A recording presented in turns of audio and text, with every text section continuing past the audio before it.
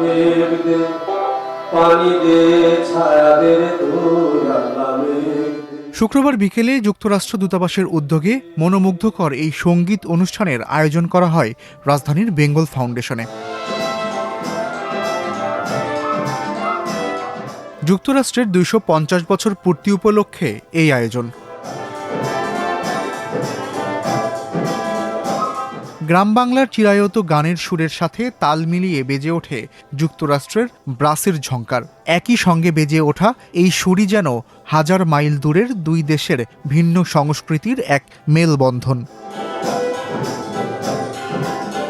দেশীয় বাদ্যযন্ত্র, দোতারা, খমক ও ঢোলের সঙ্গে ছিল যুক্তরাষ্ট্রের ট্রাম্পেট, ট্রম্বোন আর টিউবার সুর। এই আয়োজন প্রমাণ করল সঙ্গীতের ভাষা ভিন্ন হলেও অনুভূতি একই।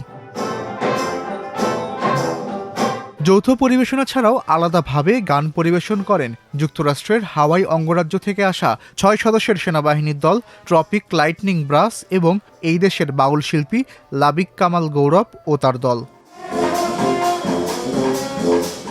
আমেরিকা সপ্তাহ উদযাপন উপলক্ষে গত ১ জুলাই থেকে শুরু হওয়া এই সঙ্গীত আয়োজন দেশের বিভিন্ন শহরে চলবে ৭ জুলাই পর্যন্ত। যুক্তরাষ্ট্র সেনাবাহিনীর এই ব্যান্ড দলটি পর্যায়ক্রমে চট্টগ্রাম ও সিলেটেও বিভিন্ন আয়োজনে অংশ নেবে। এস এস আল আরেফিন, প্রথম আলো।